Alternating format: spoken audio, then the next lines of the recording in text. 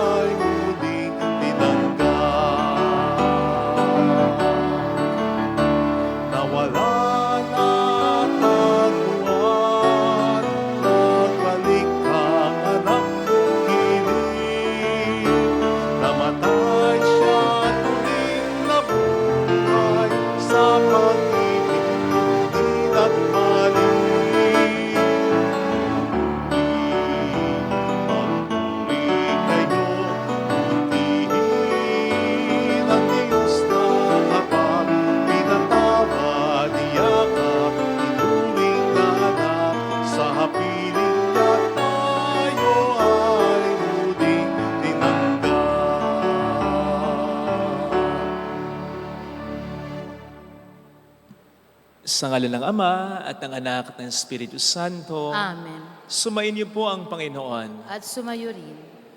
Gunitain natin ngayon ang pari na si San Bruno. Hilingin natin ang panalangin niya at nawa sa awa at tulong ng Diyos, matuto rin tayo sa halimbawa ng ating Panginoon at sa halimbawa ng santong ito. Upang tayo maging marapat sa misa, halina't magsisimula sa ating mga sala.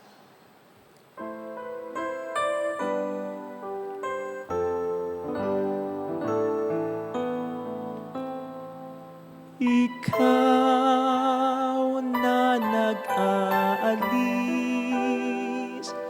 ng mga kasalanan ng mundo, Panginoon, maawa ka sa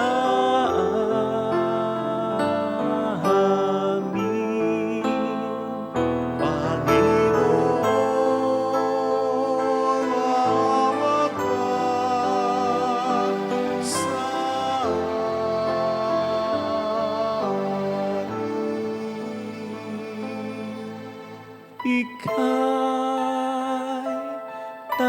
dahilo naming makasalanan.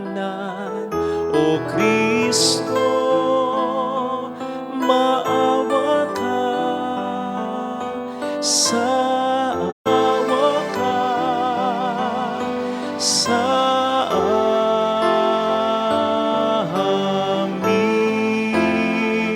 Panginoon, maawa ka sa amin. Kaawaan tayo na mapagmahal na Diyos, patawarin sa ating mga sala, at patnubayan tayo kasama ang ating mga mahal sa buhay hanggang sa buhay na walang hanggan. Amen.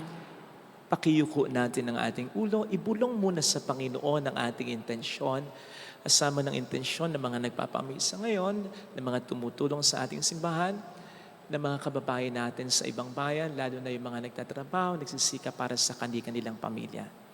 Pakidasal po ang mga may sakit, tulad ni Kuya Alan, Ate Juliet. Pakidasal natin ang intensyon ni Governor Daniel Fernando.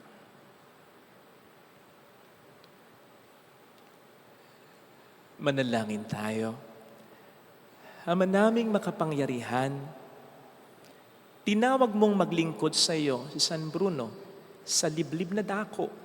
Bilang tugon sa kaniyang pagdalangin, ipagkaloob mong ikaw ay aming paglingkuran sa iba't ibang larangan ng buhay, sa pamamagitan ni Jesucristo, asama ng Espiritu Santo, magpasa walang hanggan. Amen. Magsiupo ang lahat.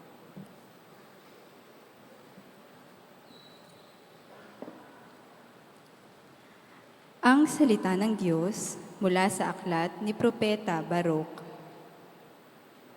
Matuwid ang Panginoon naming Diyos, ngunit lipos kami ng kadustaan hanggang ngayon. Kaming mga taga-Huda, mga mamamayan ng Jerusalem, pati aming mga hari, mga pinuno, mga saserdote, mga propeta at mga ninuno, pagkat nagkasala kami sa Panginoon naming Diyos. Nilabag namin ang kanyang mga utos. Hindi kami nakinig sa kanya. Hindi namin sinunod ang mga tuntuning ibinigay niya sa amin.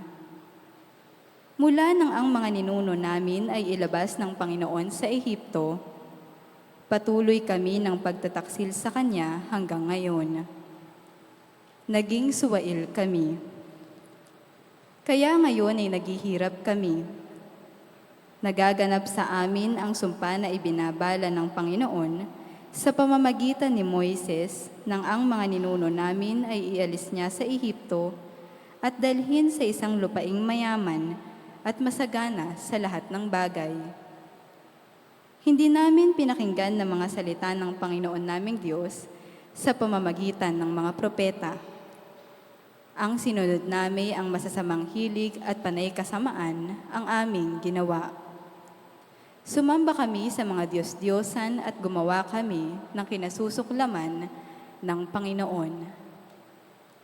Ang salita ng Diyos. Salamat sa Diyos. Dahil sa ngalan mo poon, iligtas mo kami ngayon. Dahil sa ngalan mo poon, iligtas mo kami ngayon. Panginoong Diyos, pinasok ng hentil ang lupang pangako. Hayot iyong masdan. Winasak ang lungsod, ang banal mong templo ay nilapastangan. Ang mga katawan ng mga lingkod mo'y ginawang pagkain niyong mga ibon. Ang kanilang laman sa mga halimaw ay ipinalamon. Dahil sa ngalan mo poon, iligtas mo kami ngayon. Dugo ng bayan mo'y ibinubo nila sa buong palibot nitong Jerusalem. Ani mo ay tubig sa dami ng patay ay walang naglilibing. Ang kalapit bansang dooy nakasaksi, hindi mapigilan yaong pagtatawa. Lahat sa palibot ay humahalakhak sa gayong nakita. Dahil sa ngalan mo poon, iligtas mo kami ngayon. Huwag mong parusahan kaming mga anak sa pagkakasala ng aming magulang. Ikaw ay mahabag sa mga lingkod mong pag-asay pumanaw. Dahil sa ngalan mo poon, iligtas mo kami ngayon. Mahabag ka sana kami ay tulungan, Panginoong Diyos na tagapagligtas. Dahil sa ngalan mo, kaming nagkasalay patawaring ganap. At ang pagpupuri sa iyo ng madlay hindi maglilikat. Dahil sa ngalan mo poon, iligtas mo kami ngayon. Magsitayo po ang lahat.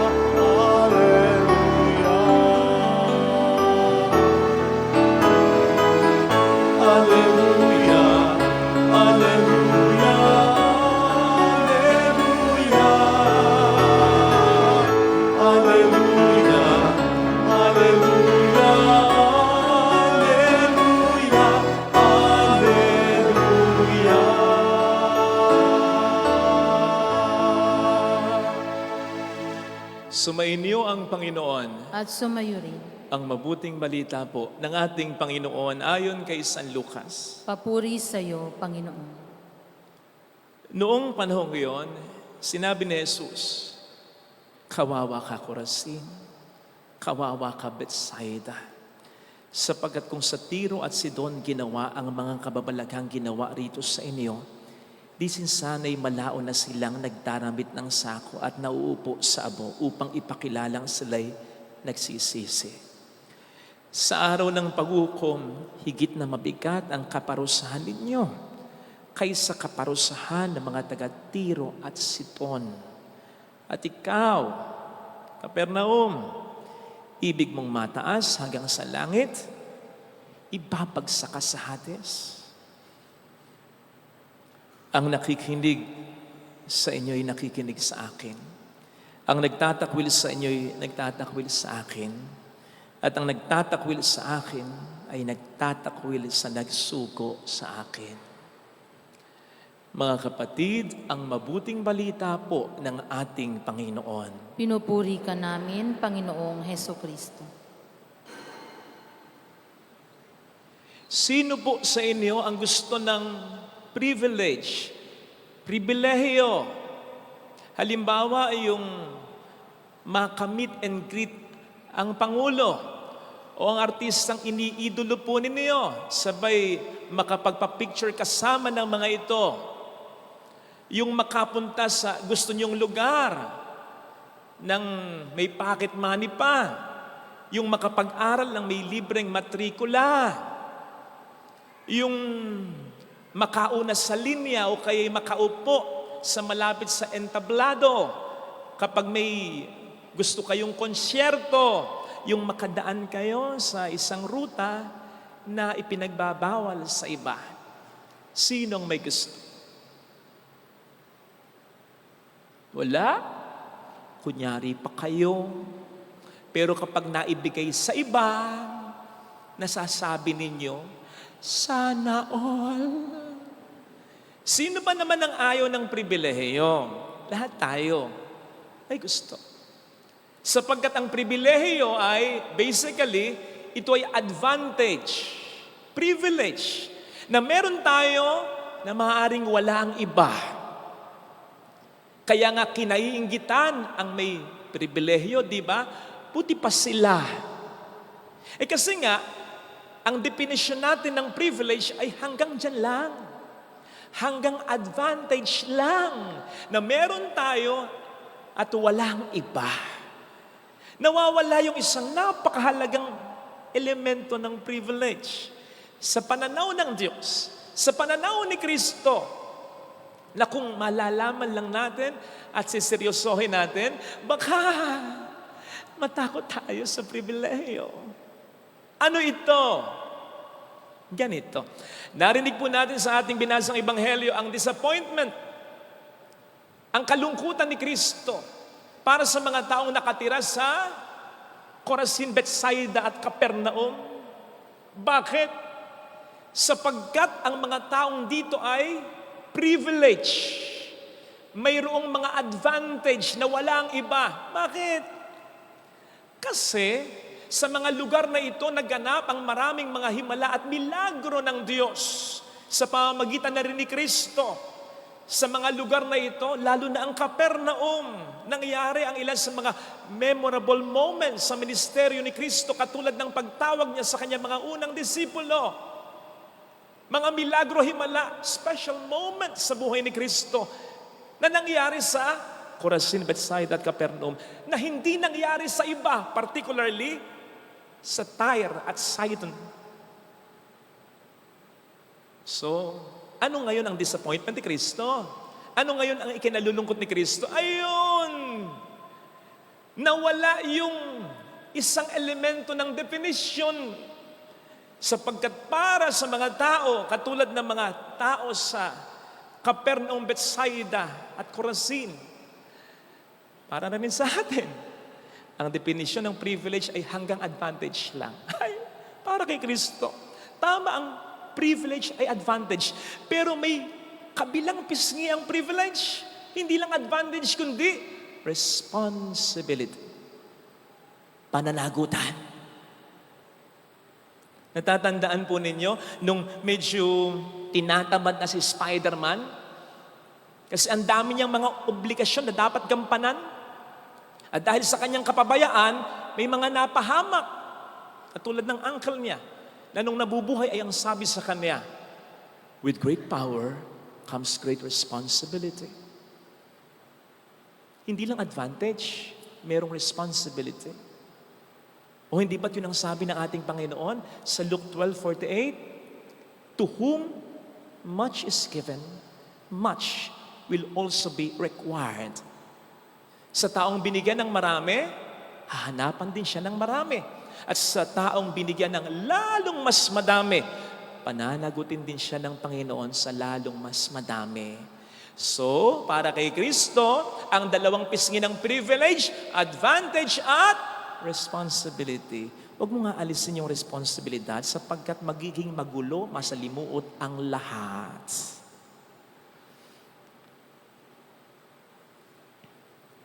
Si Tony Fowler ba o Fowler? Sabi nung kaibigan ko, Father Fowler, bakit? Foul magsalita. Ko naman, sabi ko, give her chance. Nakaw, Father. Tingnan mo mga picture niya. Naghanap nga ako ng mga picture na pwede kong ipakita. Nahirapan ako, ha? Yan ang pinakadesente niya.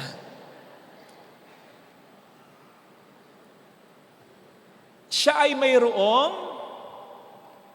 almost 8 million followers. Tindi nun, men. So imagine kung ano ang privilege, advantage meron siya. Privilege ng influence, privilege ng power, privilege ng pera.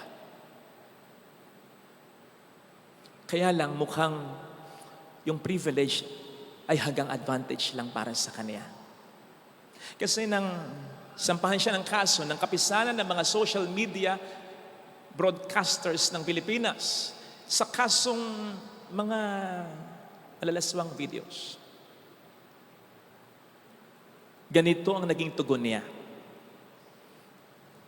Ito yung bahagi lang ng naging tugon niya sa mga nagdemanda sa kanya, allegedly, dahil sa mga malalaswang videos niya. Sabi niya, part of what she said, gaya ng kalayaan ninyo na tawagin akong bastos, malaswa, at hindi magandang halimbawa tulad ng aking kanta, may kalayaan din akong ariin ang aking sarili.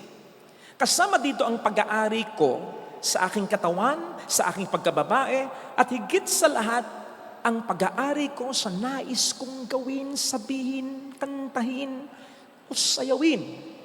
Dahil hindi nito binabawasan o inaapakan ang karapatan ng ibang tao, hindi nyo pag-aari ang mga ito. Katawan ko ito. Kwento ko.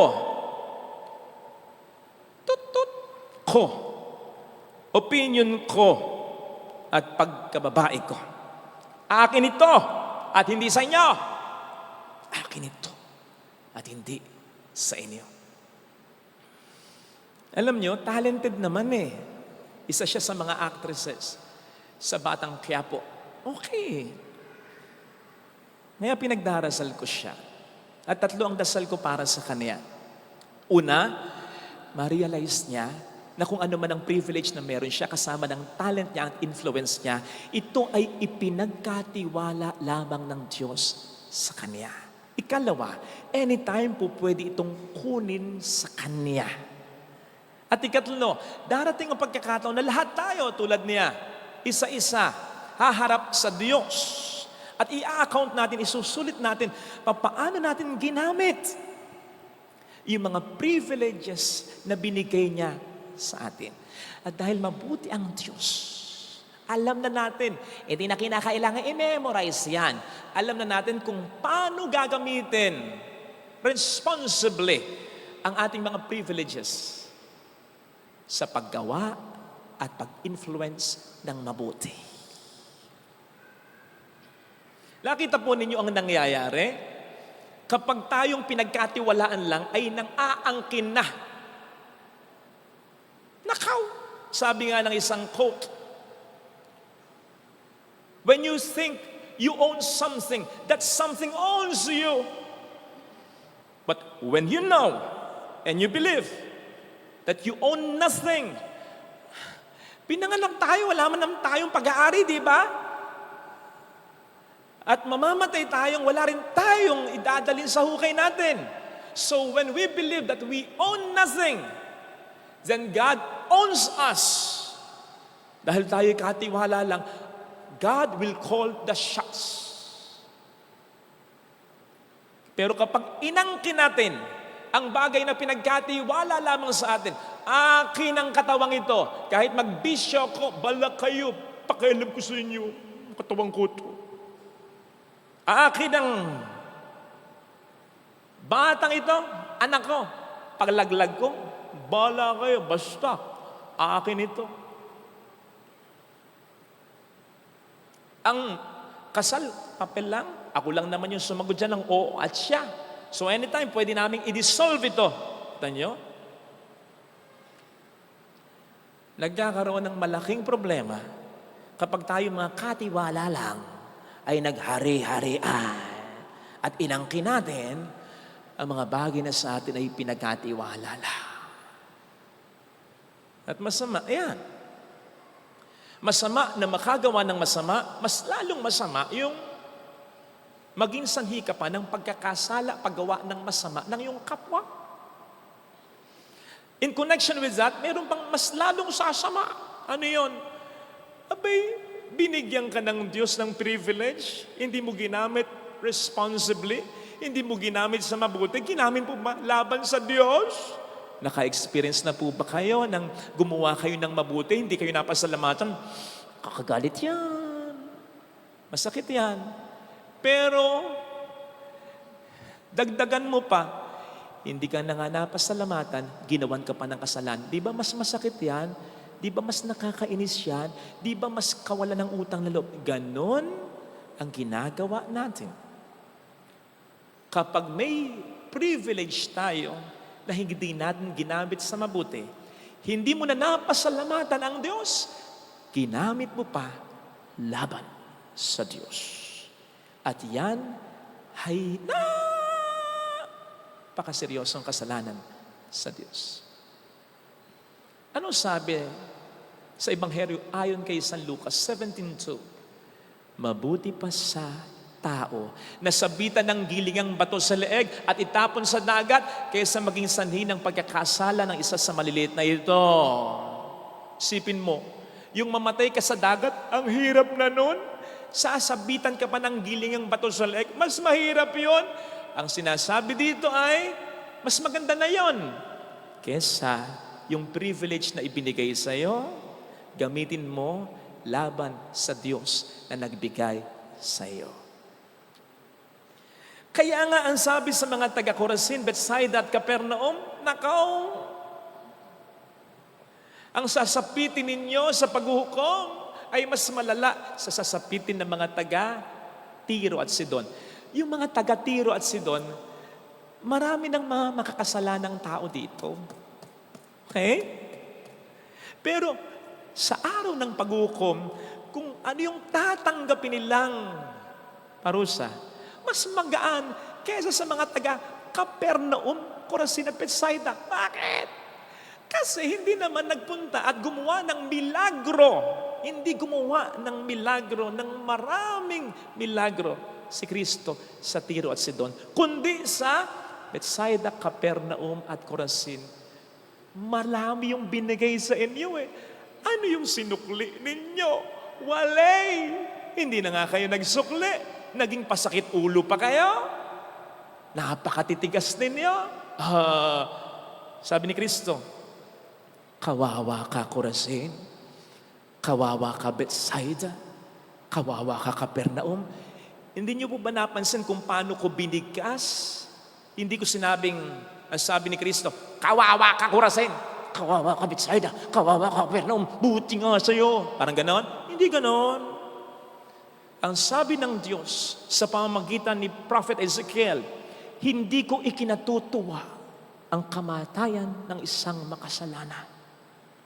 Hindi ikinatutuwa ng Panginoon ang magiging kamatayan ng mga tao tulad ng mga taga Corazon, Bethsaida at Capernaum na binigyan niya ng privilege pero sa halip na mabuti, ang ginawa ay masama.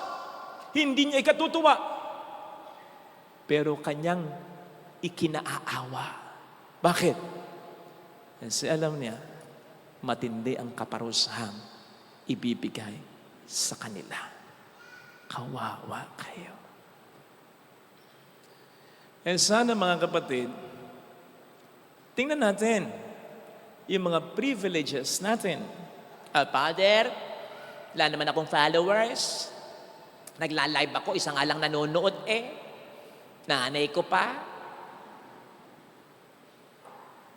Mas mabuti pa nga yung nakatanggap ng maraming mga gifts na sumasayo. At tumataw, ar, ar, ar, ar. Mas mabuti pa nga yun eh. Siya na yung napanood ko yun eh. Siya na yung sumusuko. Tama na. Tulog na ako. Father, hindi ako katulad nun. Ako wala talaga nanonood sa akin eh.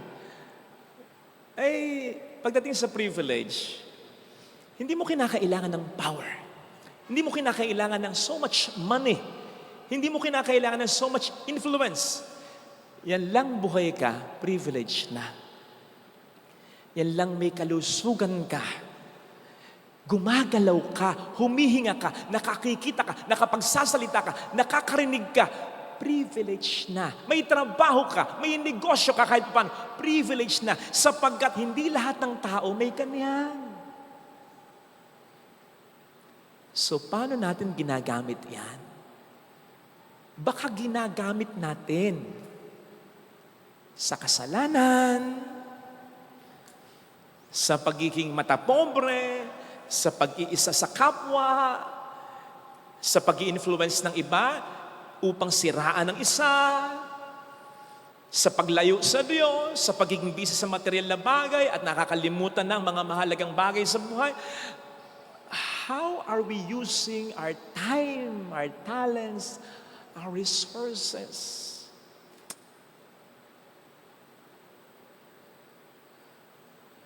O kung hindi man natin ginagamit sa kasamaan, baka hindi din natin ginagamit sa kabutihan. Just the same. Sin of commission, ito sin of omission. Kaya ka malakas kasi may mahina. Kaya ka may pera kasi merong wala.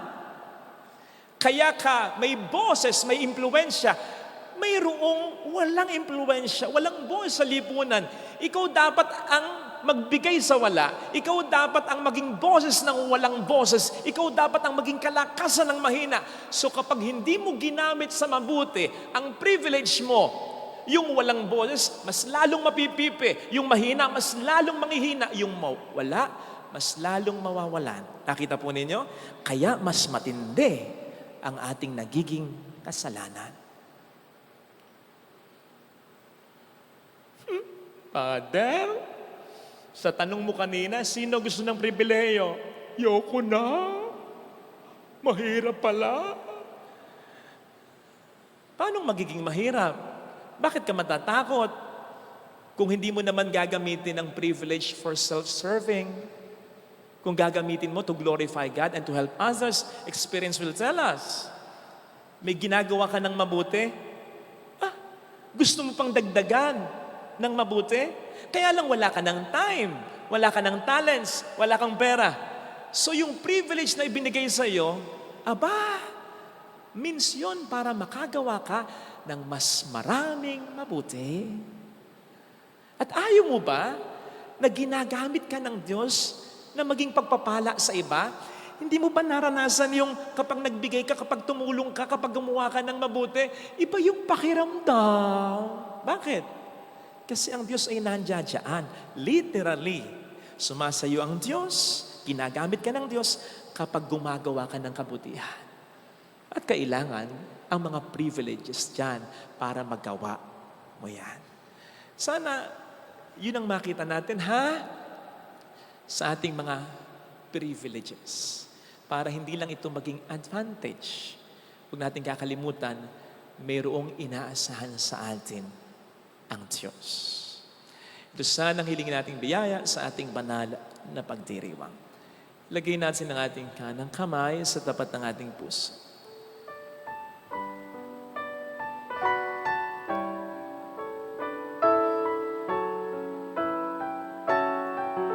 Awitin natin, alam kong may magagawa ang Diyos.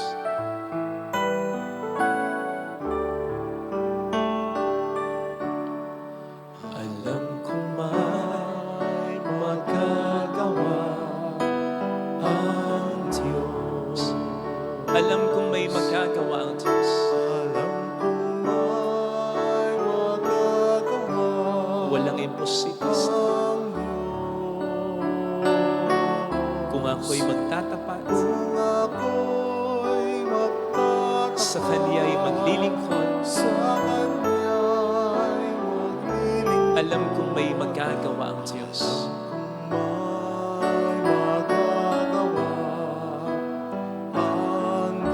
Alam kong di ringgin ng Diyos ang samukol, sapagkat mahal niya ako. Alam kong di ringgin ng Diyos ang samukol, sapagkat anak niya ako. Kung ako'y magtatapat, sa Kaniya'y maglilingkod, alam kong di ringgin ng Diyos ang samukol. Pikit natin ang ating mga mata. Panginoon, pasensya na kung may mga pagkakataon na nagre-reklamo na ako. Kasi sa palagay ko marami na akong nagawa, marami na akong naitulong at bakit parang lagi na lang ako? Di ba po pwedeng sila naman? Yun po kasi kung minsan ang iniisip ko na parang naabuso ng kabutihan ko. Pero dapat makita ko nga pala na ginagamit mo lang ako ang mga privileges ko. Sabi nga, mas maganda na yung nagbibigay kaysa binibigyan, yung tumutulong kaysa tinutulungan. Sana makita ko ang diwa na yan, Panginoon. Sana mas maging masaya pa nga ako na ako'y nagiging daluyan ng biyaya mo para sa iba, lalo na para sa pamilya ko. Hallelujah! Mas lalo mo lang sana akong tulungan. Hallelujah! Magsana kung magkakasakit ng malubha, siya ay muling babalik sa atin. Lagi sanang may trabaho, lagi sanang maayos ang negosyo, lagi sanang may oportunidad, may privilege. Hallelujah! Purihin ang Diyos. Huwag kang pasusubok sa Diyos. Hallelujah! Tandaan mo, ang pagsubok ay hindi lang mga problema. Ang pagsubok ay kung paano mo rin gagamitin ang mga biyayang ibinibigay niya. Maging mabuti ka, maging mabait ka, maging mapagpasensya ka. Sabihin mo sa sarili, mayroong magandang hindi makukulang ang Diyos sa naging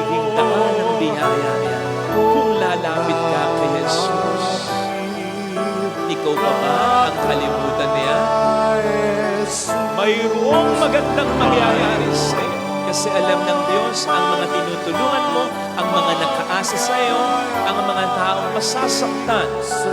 Kung mawawala ka agad sa mundong ito, kung lalapit kay Jesus. Huwag kang mapagod, magpakabuting tao. Papuri sa Ama at sa Anak sa Espiritu Santo.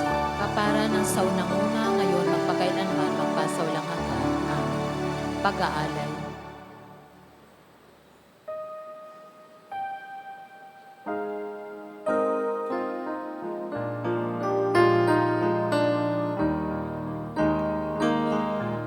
Sa palad mo,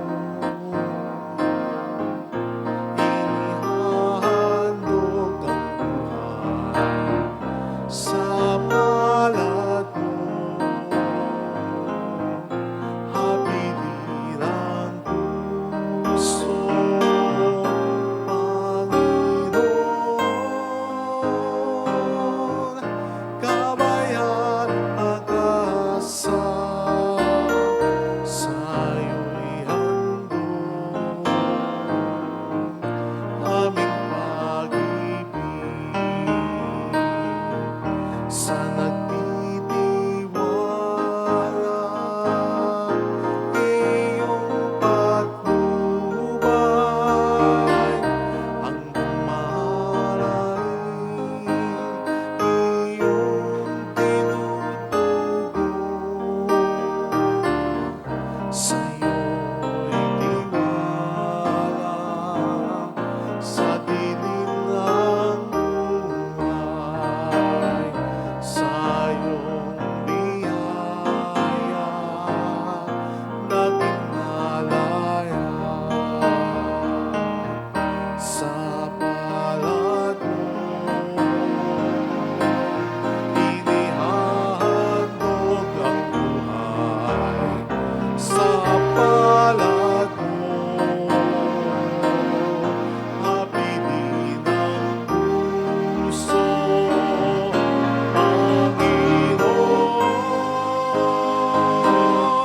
Kabayan pag-asa, sa'yo'y handog aming pag-ibig. Ang iyong ngalan aming ihahayag, Panginoon, aming landas. Ang aming tinig, papuri ang awit, pasasalamat sa'yo ay alay. Sa palad mo, inihahandog ang buhay. Sa palad mo, habilin ang puso, Panginoon. Kabayan pag-asa, sa'yo'y handog aming pag-ibig. Panginoon, kabayan pag-asa, sa'yo'y handog aming pag-ibig.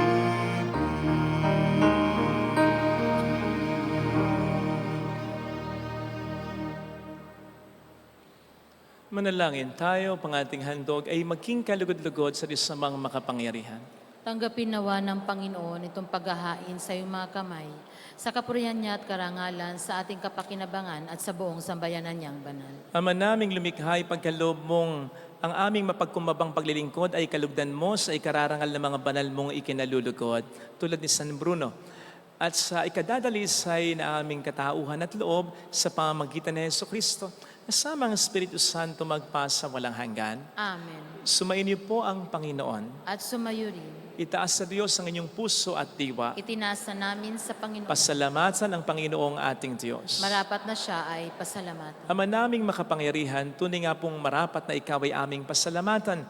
Ikaw ay nagniningning sa piling ng mga banal na ikinararangal mo sa kanilang kabutihan. Ibinibigay mo po silang huwaran namin araw-araw at katuwang sa pagsamba sa iyong kamahalan. Sa pamamagitan ng anak mong si Jesucristo, kami napapaligiran ng mga banal na tao. Sila ay mga saksi na ang pananalig sa iyo ay magaganap namin sa ikararangal mo. Kaya kaisa ng mga anghel na nagsisiawit ng papuri sa iyo nang walang humpay sa kalangitan, kami nagpupunyi sa iyong kadakilaan. Santo, Santo, Santo, Panginoong Diyos ng mga hukbo, napupuno ang langit at lupa ng kadakilaan mo. Hosana sa kaitaasan, pinagpalang na paririto sa ngalan ng Panginoon. Hosana sa kaitaasan. Magsiluhod tayo. Ama naming banal, ikaw po ang bukal ng tanang kabanalan. Kaya sa pamamagitan ng iyong Espiritu, gawin mo pong banal ang mga kaloob na ito upang para po sa amin ay maging katawan at dugo ng iyong anak at aming Panginoong Hesukristo. Bago niya pinagtiis ang kusang loob na maging handog, ginawa kaniya ang tinapay, pinasalamatan kaniya, pinaghati-hati niya iyon. Iniabot sa kaniyang mga alagad at sinabi, tanggapin ninyong lahat ito at kanin. Ito ang aking katawan na ihahandog para sa inyo.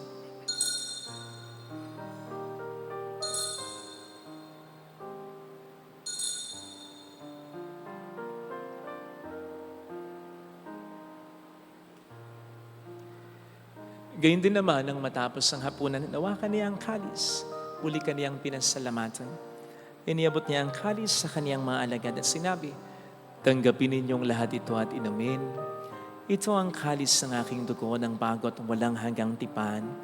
Ang aking dugo na ibubuhos para sa inyo at para sa lahat sa ikapagpatawad ng mga kasalanan. Gawin niyo ito sa pag-alala sa akin.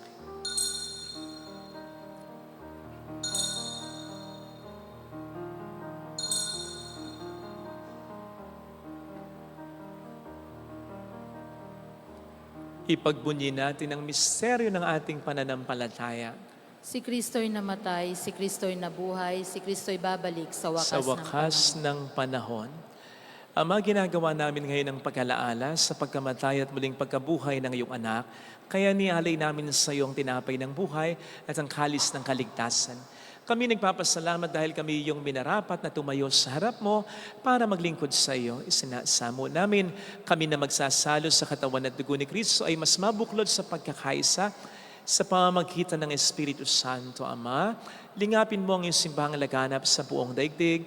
Puspusin mo po kami sa pag-ibig, kaisa ni Francisco na aming Papa, ni Dennis na aming Obispo at ng Tanang Kaparian. Alalahanin mo po ang mga kapatid naming nahimlay nang may pag-asang sila'y muling mabubuhay, lalo ng aming mga ipagdarasal.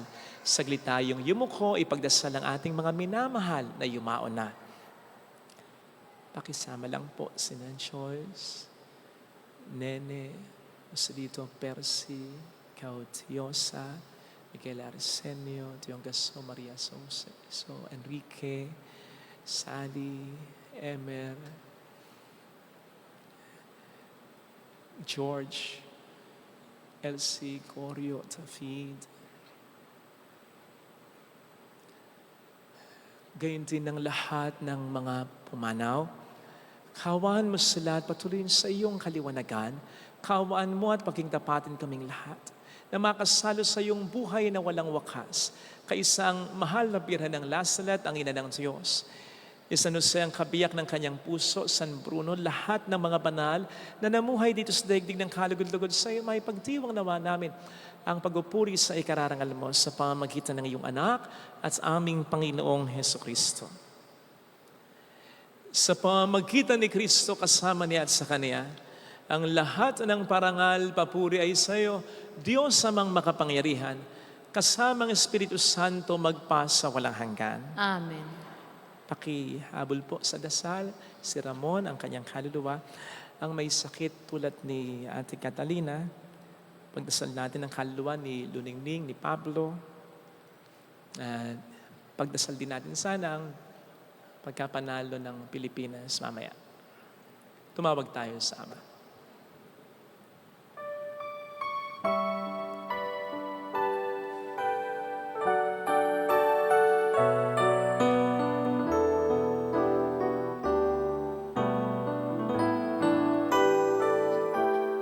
Ama namin, Sumasalangit ka, sambahin ang ngalan mo.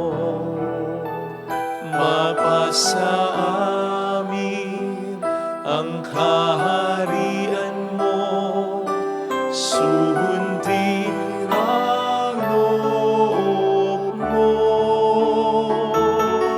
Dito sa lupa para ng sa langit, bigyan mo po kami ngayon ng aming kakanin sa araw-araw. At patawarin mo kami sa aming mga sala, para ng pagpapatawad namin sa nagkakasala sa amin. At huwag mo kami ipahintulot sa tukso, at iradya mo kami sa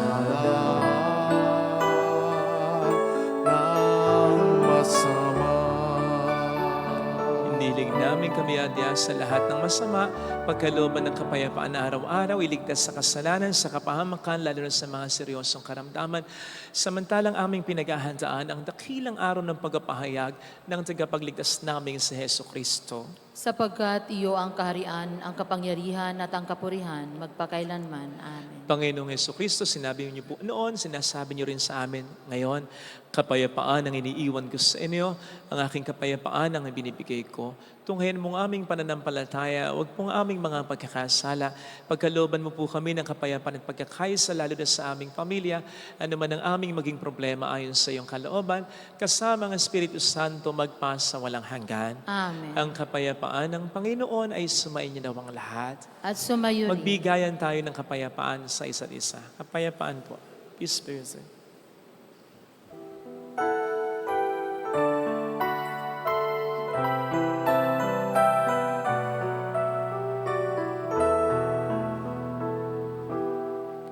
Cordero ng Diyos na nagalis ng mga kasalanan ng sanlibutan, maawa ka sa amin.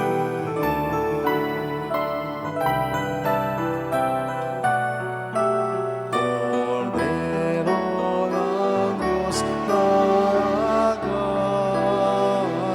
nagalis ng mga kasalanan ng sanlibutan, maawa ka sa amin.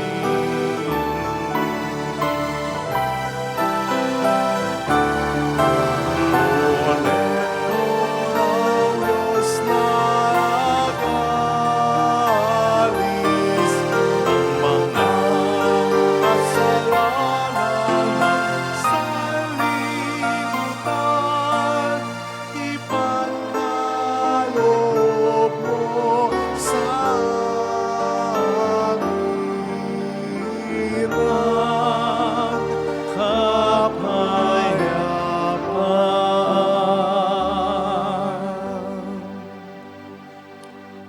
Narito sa harap natin ang Panginoon, ang ating buhay at kaligtasan. mapalad tayong inaanyayahan. Panginoon, hindi ako karapat-dapat na magpatuloy sa iyo, ngunit sa isang salita mo lamang ay gagaling na ako.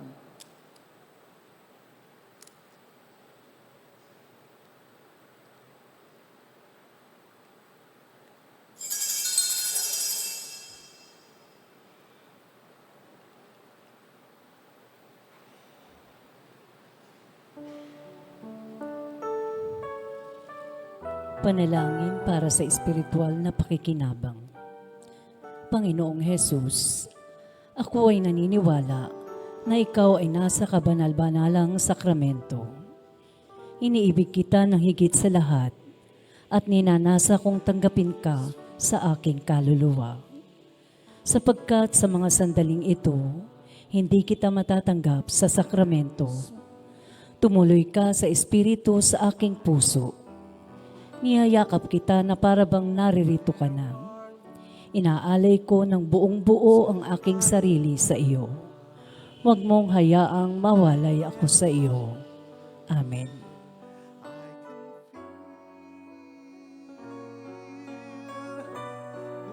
Lord, grant me courage. Lord, grant me strength. Grant me compassion that I may be your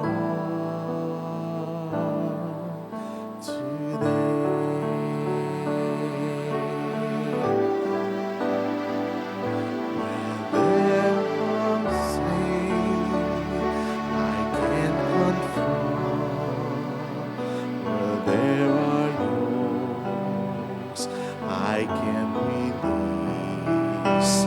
Where there are captives, I can free. And anchored, I can appease. Lord, grant me courage.